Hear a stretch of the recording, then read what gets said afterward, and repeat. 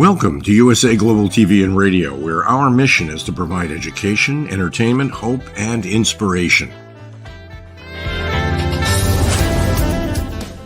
USA Global TV and Radio connects you with experts and audiences all around the world every single day to help you succeed in business and to live a richer life.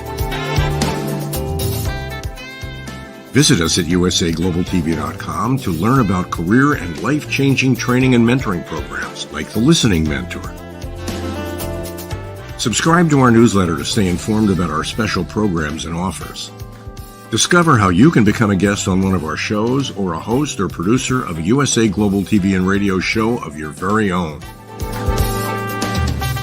That's USA Global TV and Radio, where the doctor is always in.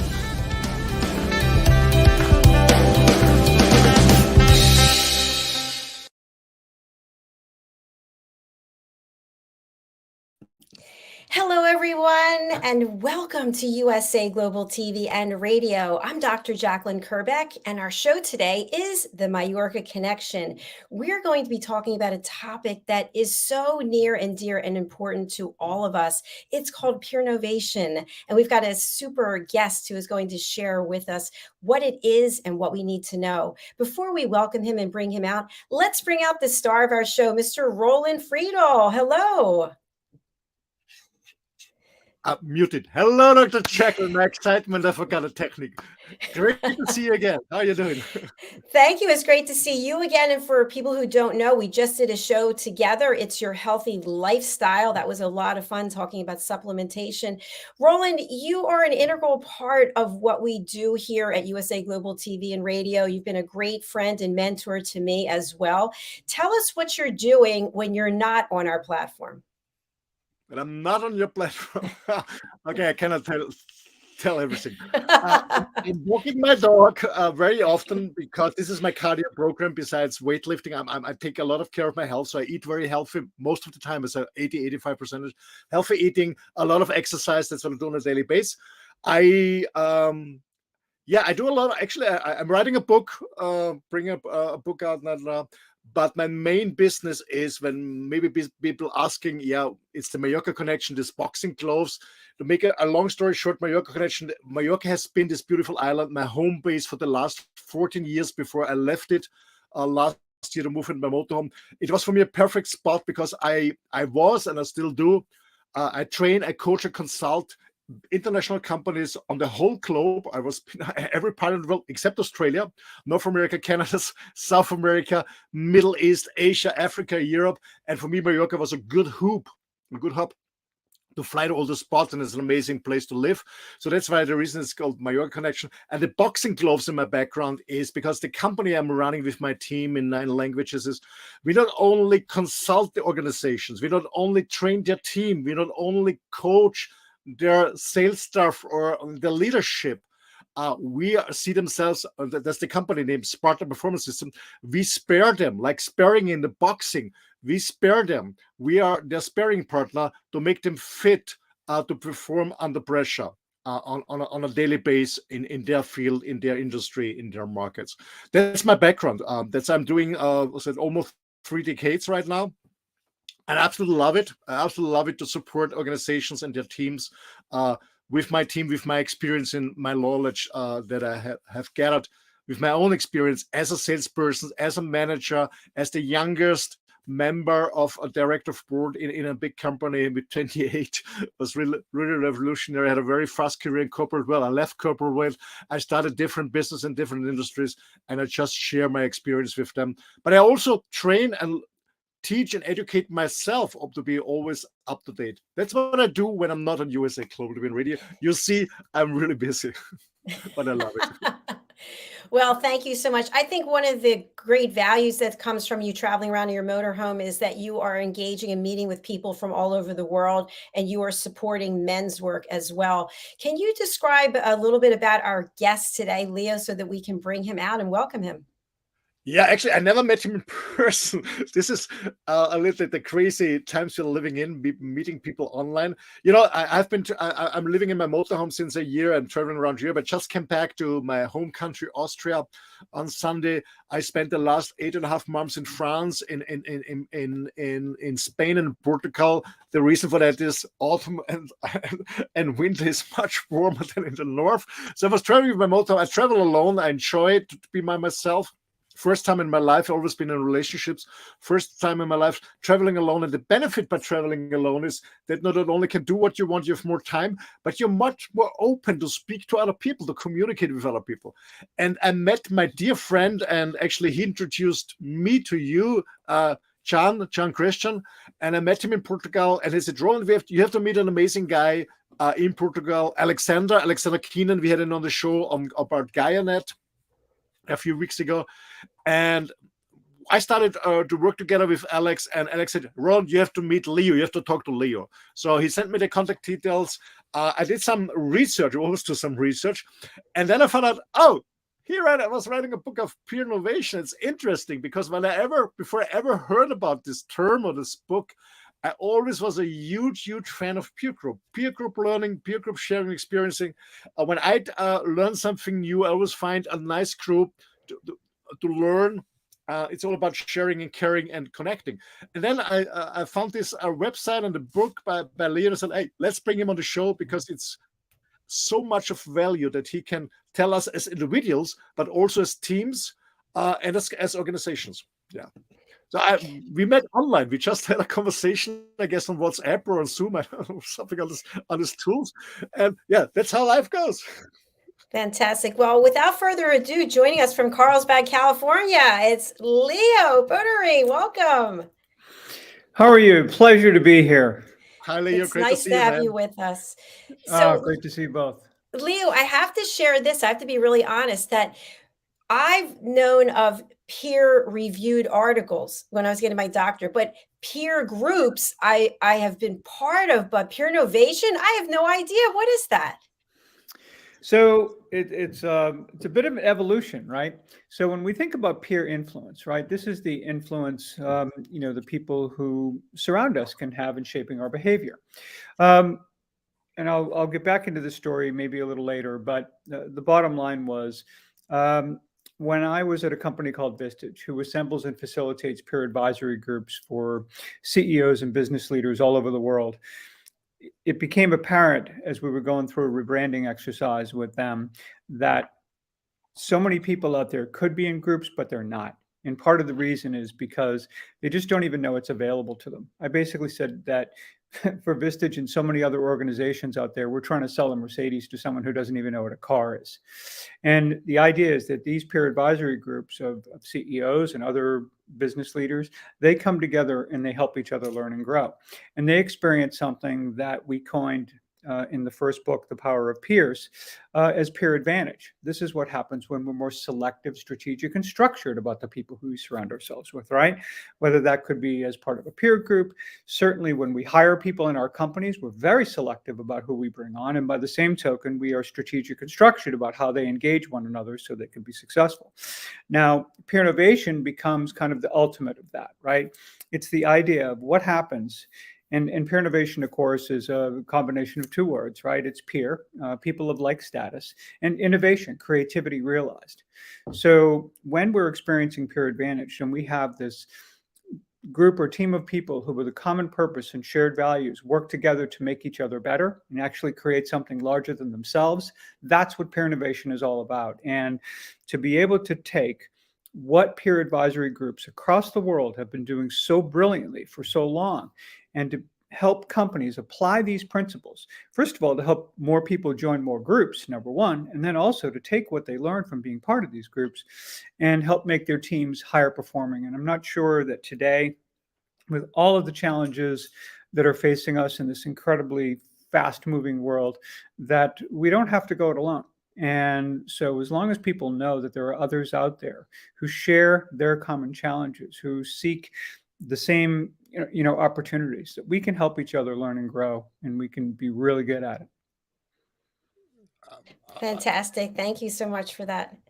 I absolutely loved it, Leo. I mean, when I go back 40 years ago, when I was a student, Leo, I'm European. I'm based in Europe. But when I was a student, I also had the joy to study in the US, and it really was an eye opener for me, because in Europe we never worked in group as a students in school. It was always a lot of competition, always, never ever peer grouping, never. And then I went to the US, and I was in Athens, Ohio, and it was totally different. Working in teams, working together, a total different approach on the university. As I later saw it when I was working, and I always loved it, but it was never. It's changing now, of course, it's changed, but it was never in Europe. And I always loved it in the US about peer grouping. Absolutely. Well, and it was the same experience really earlier on in the US too. Collaborative learning would have been called cheating, essentially, right? I mean, the idea, you'd be shielding your papers from people. It was a very kind of, you'd be listening to a professor lecture or whatever, and you're taking quizzes and writing papers and things like that. But the idea of people coming together, and Roland, very similarly, so my experience at the undergraduate level was very much kind of like yours early on. But by the same token, when I went to graduate school and I was part of a cohort, now I'm part of this group of students where we were all mid to senior level executives, where the entire program was set up where our professors wanted us to learn most from one another, second from the material that we were provided, and third, as far as they were concerned, anything you can pick up from us would be great. But by and large, you're going to help one another learn and grow. And a lot of this too comes from the work of Etienne Wenger and Jean Lave, who kind of coined this idea of communities of practice back in the early 1990s. They were going all over the world actually studying the relationships, or at least initially, to study the relationships between the master and the apprentices of various crafts and trades and all of that. Soon into the research, they quickly realized that the more interesting and more consequential of the relationships was not the apprentice to the master, but the apprentices to one another. That this is where they learned, and where they learned to hone their craft, and where they become really great at what they did. So I think when we look at peer advisory groups for CEOs, or we look at setting up even communities of practice in our companies, right? Because in our companies, every day is game day, right? So how do we help and keep growing as individuals so we can be better contributors to our team? And I think peer groups inside companies actually can be quite effective at that. I have a following question, Leo. What is your tip, or versus your message for people who are very competitive, these lone wolves, always do by themselves, or they are just trained or have these belief systems? I don't ask for help. I have to fix everything by myself, sort out everything. Some people have really problems to study and to learn in groups. What is your advice, and what's your benefit, and how they can overcome this belief system? So I actually used to do this pre-COVID. There was a very simple exercise that I would do with groups and people considering joining groups. And if you're familiar with thumb wrestling, right, where people lock their hands essentially and they thumb and they try to pin the other person's thumb down. So what I would do is I'd get these group of people and I would pair them. And I would say, okay, what I want you to do is, work with the person in front of you, hone your thumb wrestling skills. But when I count 3, 2, 1, 0, I'm going to give you 30 seconds, and whoever gets the most pins will win like a book, or I had something for them, right? So all of a sudden I'm going 3, 2, 1, 0. And you've got all of these CEOs who are like, they turn into 8-year-olds really quickly, right? They're trying to pin each other and do this, that, and the other, right? So then all of a sudden the game is over. Everyone kind of calms down. And I go around the room and I say, okay, how many pins do you get? And someone says 2, someone says 3, maybe someone gets 4. And then someone says, I got 30. And okay, well, let me get back to you on that. Then someone else would say 2 or 1, or they were even split 3 and 3. So I go back to the person who got 30. I said, how did you do that? And he said, well, basically we agreed that one of us would just let the other one win as many times as humanly possible in the 30 seconds. And then we'd split the prize. Okay. So now they each get a book. Now, the interesting part about this, of course, is that working together, you can get an exponentially better result than when you compete with one another. And, especially the peer groups that I'm talking about, you actually have non-competitive entities in the room. So the idea, for example, is if I'm a CEO of an advertising agency, for example, I may be in a group with someone who runs a bank or a hospital or a small manufacturing firm or, an architectural firm, all of that. And what tends to happen when you put people like that together is they share that common challenge of sitting in that chair and having to make decisions for the entire organization. But they also, in addition to that, there's a lot of differences in their business as well. So you get the common challenges around people and hiring and all processes and all kinds of things, interestingly enough, that they share. But by the same token, all of a sudden they find out, hey, what you do in your architectural firm, that is really cool. That's unheard of in my industry, but that could really work for us. And by the way, it could even be a competitive differentiator. So the more that we can kind of look outside in many respects and learn from one another in a way where we're not competing at all. We're in fact just helping making each other better. And I think once people begin to see it that way, they recognize, aha, this makes a heck of a lot more sense than me trying to do this by myself. Thanks for sharing that, Leo. I remember when I was in corporate and I worked for a major corporation, we had many focus groups where we would bring in different individuals, and we held one for the pharmaceutical industry where we had various people from different companies coming together. And at first there was a lot of like, oh, I don't want to be next to him. I'm not going to share anything with him or her. And by the end, it was really this collaboration because people were seeing the greater good of coming together and sharing ideas. So I also feel like there's some piece of it that's really heart-centric work as opposed to being about ego. What are your thoughts when it comes together and sharing as peers? I don't think there's any question about that. And I think, humility becomes a real part of it. Now, what's interesting about this and what we really get into in the book, and what I've spent a lot of time developing ever since co-authoring The Power of Peers in 2016. And there was a second book called What Anyone Can Do in 2018 that not only looked at peer groups, but look at all the people who surround us in our lives, our parents, our kids, our teachers, our friends, right?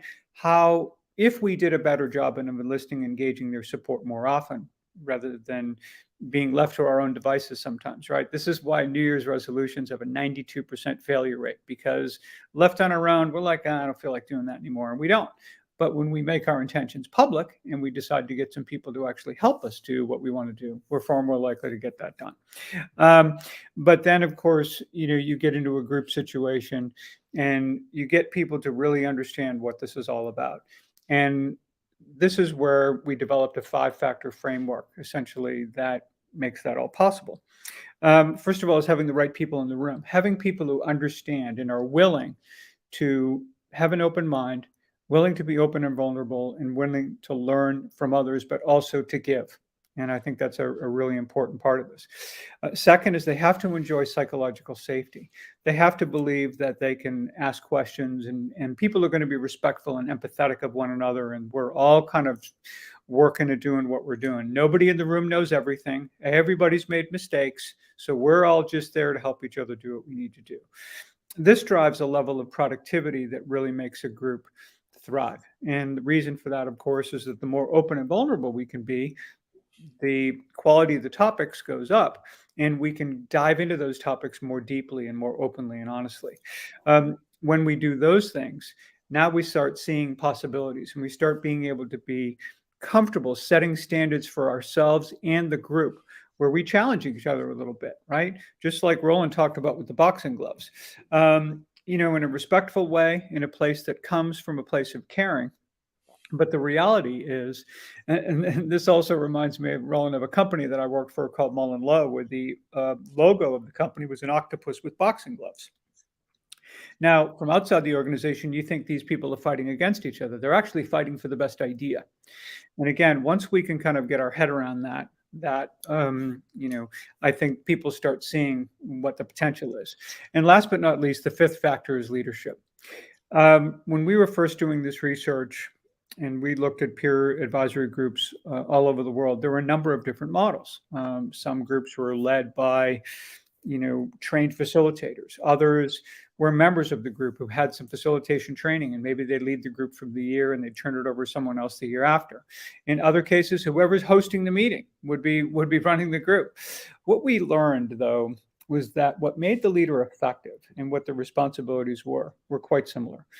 What made them effective was that they were a servant leader. They are there even, as someone who cares about the members. They're not there for their own self-aggrandizement or to pad their resume or anything like that, right? The other thing is they were a part of the group, not apart from it. So it's not like you got the group leader way up here and here are the members down here somewhere. Everybody's all in it together. In fact, we create a little triad for this, which shows the leader, the individual member, and the group as an entity, all having a shared responsibility for whatever result they desire that may sit in the middle. Could be how much fun they have, how productive they are, how accountable they have to be, whatever it happens to be. And then, of course, last but not least, even though the leader is a part of the group, not apart from it, the leader still has a role. And in many respects, serving as the steward of the other four factors becomes really important. They're always making sure that we've got the right people in this room who, are living the shared values and behaviors that we all agreed were important to make us effective, that we have psychological safety, that we recognize it for the act of courage and generosity that it is to be open and share with others, that we're as productive as we can be. If we're going to be together, whether it's a half a day a month, a full day a month, however the group runs, that this is precious time that we are never going to get back. And we have to make sure that we take advantage of every second of it, while we're together. And then finally, to have a culture of accountability that doesn't serve as something, it's not onerous. It's not designed to be, putting people in the group on defense. I think most of us are probably held accountable 6 ways to Sunday by all kinds of people already. It's actually a group of people who are there to both support and challenge you, to help you what you've already expressed you want for yourself.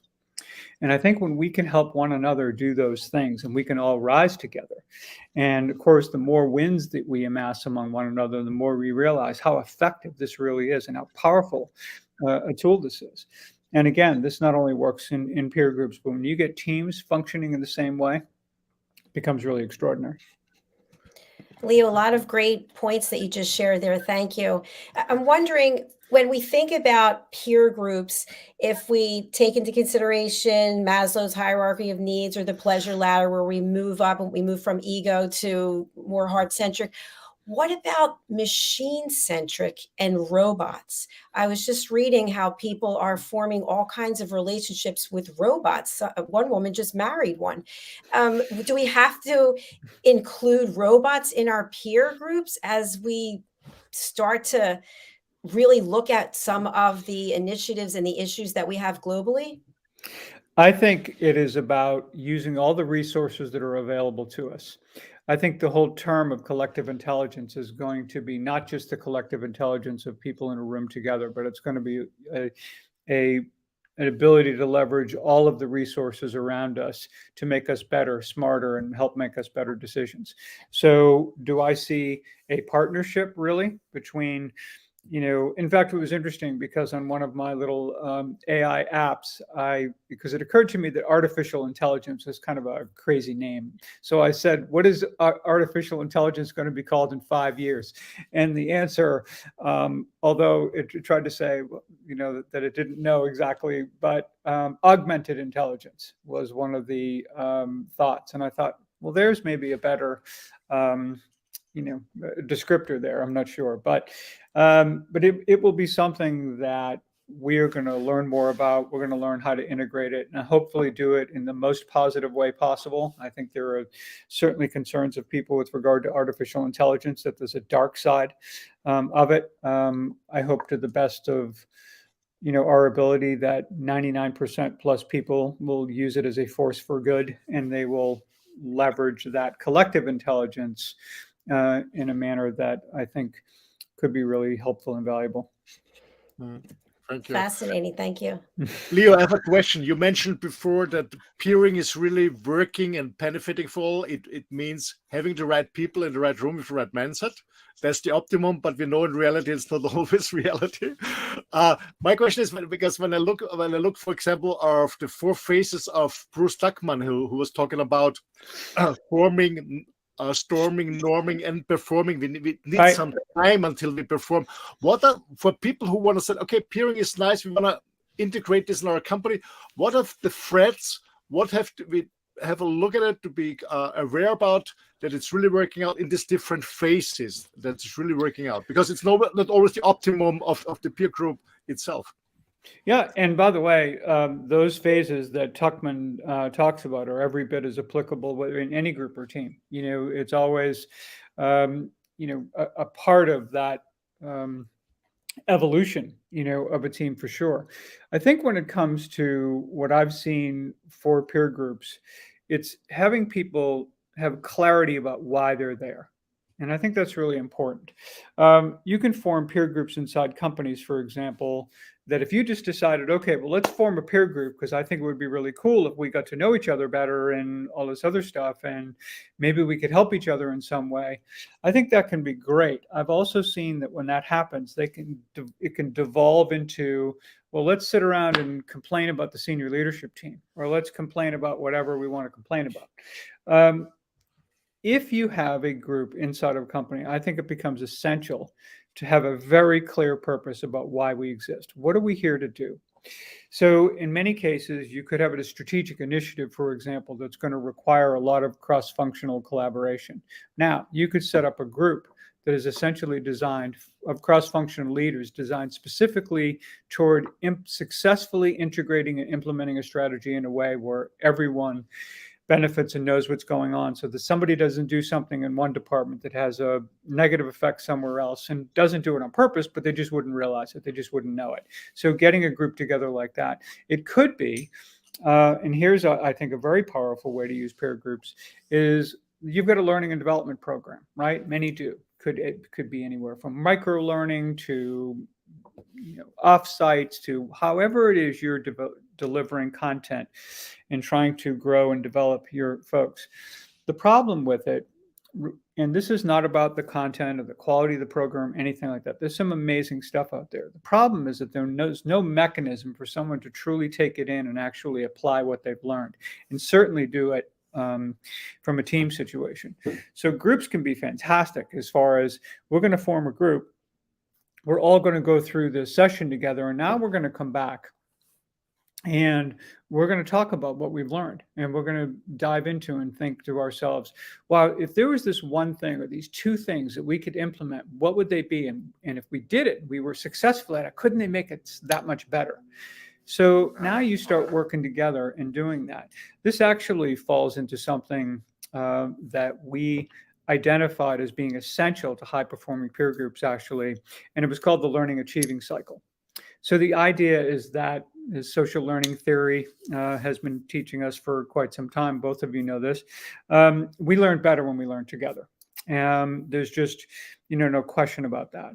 And so now when we learn together, and let's say we get some type of content that we think is really valuable, and we're sharing experiences and ideas and grappling with it, our depth of understanding and our ability to retain that information grows substantially.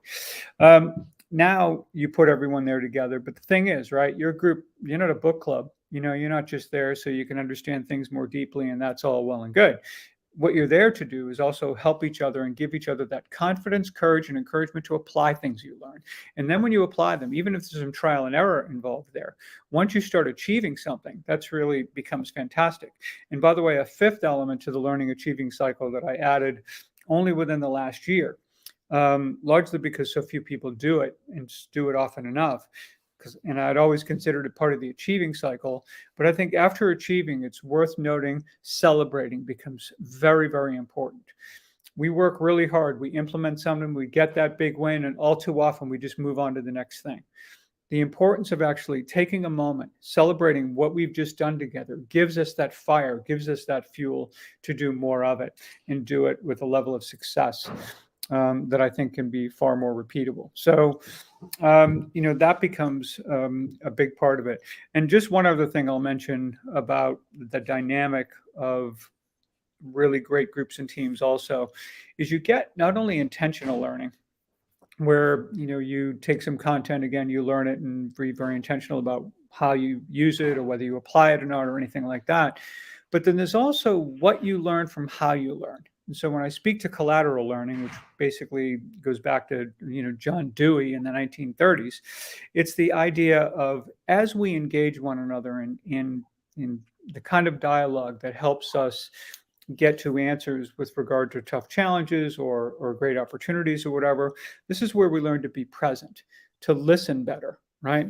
Dr. JACALYN, I loved your chief listening officer. We should have many more of those people in our companies today. And I know, Roland, you've got listening in among your title as well. But, you know, when we're able to do that, right, and do so and ask really precise questions, and we can also, you know, listen without jumping to conclusions or getting into crazy assumptions about things or rushing to judgment, right? As we do this and we get better and better at it, it not only makes us a more effective group member where we can help one another, but now we go back to our teams and we're leading our teams now, we're bringing those same muscles, those same skills back to our organization as well. So, you know, these are kinds of the things that, you know, I think manifest in a very powerful way. Leo, Yeah. Leo, I love this. The phase number 5, celebrating is so important, because really, I will say celebrate small success, small steps, and then get used to it. I have a more practical questions for a good group dynamic from your experience in organizations, or ever said open organization, because they're coming from different companies, different industry, or in general. What is your experience for a good group dynamic? A minimum.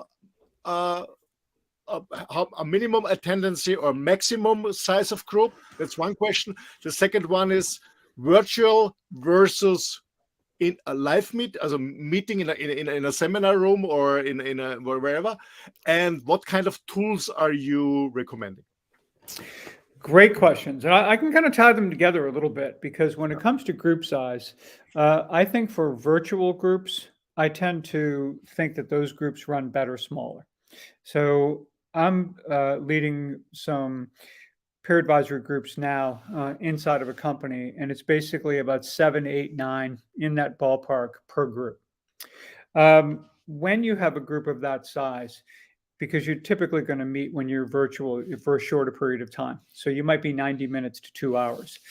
In that time, you want to make sure that everybody can get involved. Everyone plays. You start getting a meeting of 20 plus people or something like that, and it's very easy to get lost. It's very easy not to be engaged and involved and participating in the way that you could. So I think for virtual meetings where we can really get everyone there and digging in and very intensely, I think for that 90 minutes to 2 hour period, I think can be really effective. I also think that as you are working in a virtual group like that, having some asynchronous tools that you can use between meetings, right?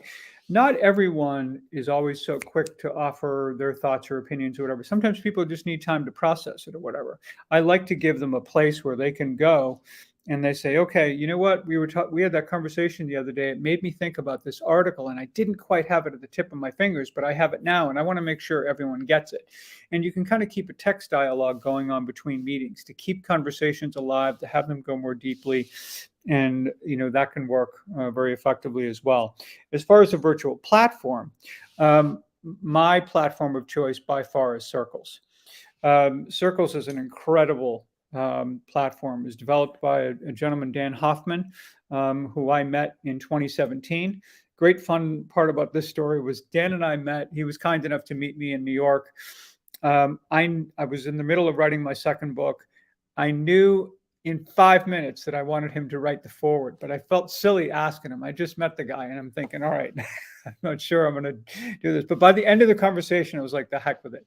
And I did. And he graciously agreed, said he would love to do it. And the reason I wanted Dan to write the foreword for my second book was because I wanted the foreword coming from someone who was going to communicate not what's past, but what's next. And I think since that time, Dan has delivered a platform that is not a presentation platform. It's much more of a conversation platform.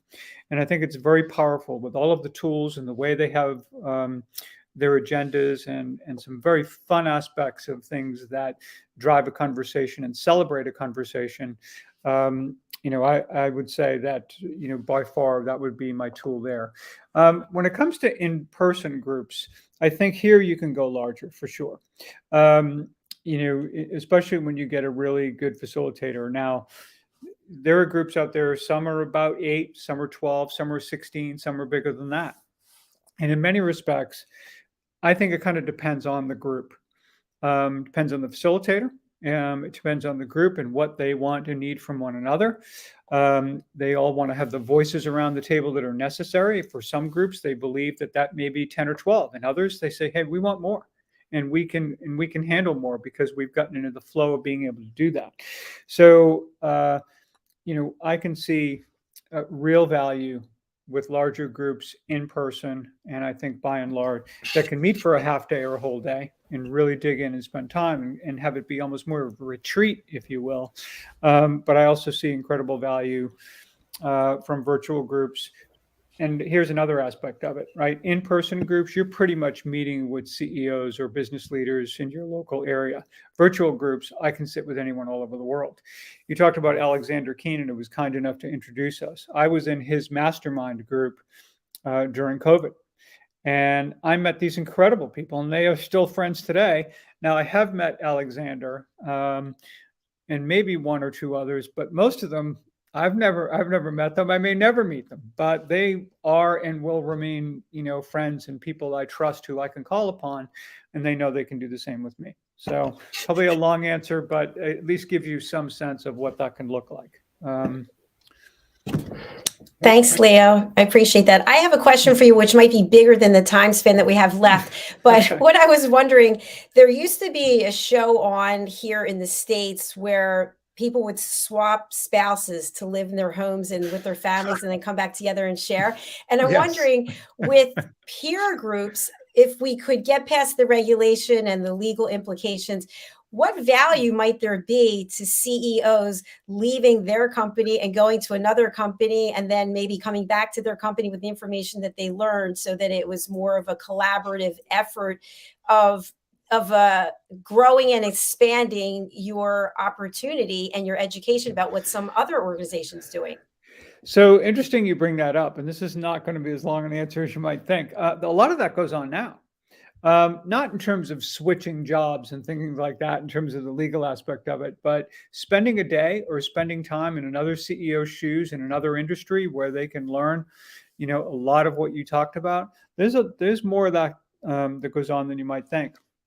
Also, in most cases, when you're part of a group, you want to do for you and them, you want to make sure that the group members know as much about your business as you're really willing to share, and you want them to, because then they'll be able to really help you.